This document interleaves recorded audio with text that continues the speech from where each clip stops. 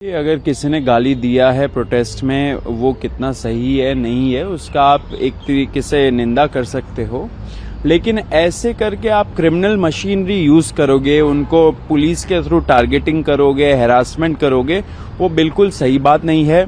इस देश में गाली देना कब से क्रिमिनल ऑफेंस बन चुका है।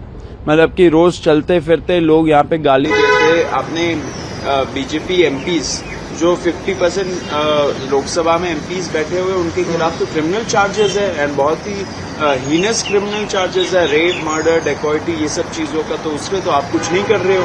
किसी ने एक दो गाली बक दी, उस पर अगर आप ऐसे करके उनको टारगेट करोगे, आप कुछ नहीं करना चाह रहे हो, आप एक टारगेट करके उनका एग्जाम्पल बनाना चाह रहे हो। ये एकदम ही कंडेमेबल चीज है।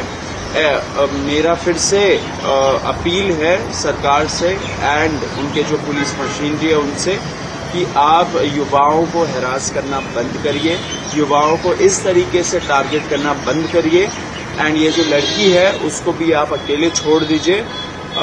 ऐसे पुलिस का दुरुपयोग करना इन सारे ऐसे मामलों में ये बिल्कुल ही एक्सेप्टेबल नहीं है किसी के लिए। सौरभ जी, जो अगर इसमें मैं ये भी ऐड करना चाहता हूँ कि अगर किसी को बुरा लग रहा है एंड अगर उन्होंने कुछ बोला है प्रधानमंत्री के खिलाफ, तो प्रधानमंत्री जी के पास एक ऑप्शन है डेफेमेशन फाइल करने का, तो वो डेफेमेशन फाइल कर दीजिए।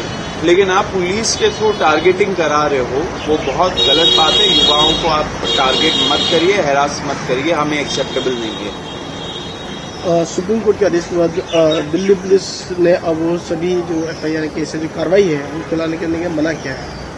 जी देखिए जो कल दिल्ली गवर्नमेंट का नोटिफिकेशन निकला, वो एक पॉजिटिव डेवलपमेंट है।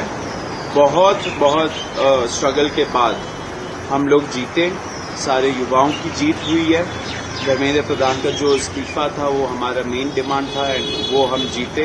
It's historic. एक तरह से हम देश के युवाओं ने इतिहास रच दिया। बाकी के जो 2 गारंटीज थे उस पर भी हमें आशा है कि सरकार जल्द से जल्द उस पर अमल करेगी। कॉम्पेंसेशन भी जल्द से जल्द आएगा और जो FIRs है वो भी विड्रॉ होंगे, उसके प्रोसेस भी शुरू हो जाएगा एंड होपफुली सुप्रीम कोर्ट में भी जब नेक्स्ट हियरिंग होगा तब सरकार सुप्रीम कोर्ट को अवगत कराएगी कि क्या जंतर मंतर का एग्रीमेंट था जुलाई 25 का। Saurabh ji, as a Indian citizen में कैसे आपसे पूछ जाना चाहूँगी, जितनी जो वीडियो जितनी वायरल हो रही है उसके खिलाफ कई जो मतलब गवर्नमेंट को सपोर्ट नहीं करते, वो लोग भी उसके अगेंस्ट उसको अप्रोच कर रहे हैं, मतलब बेकार बता रहे हैं कि गलत चीज़ की।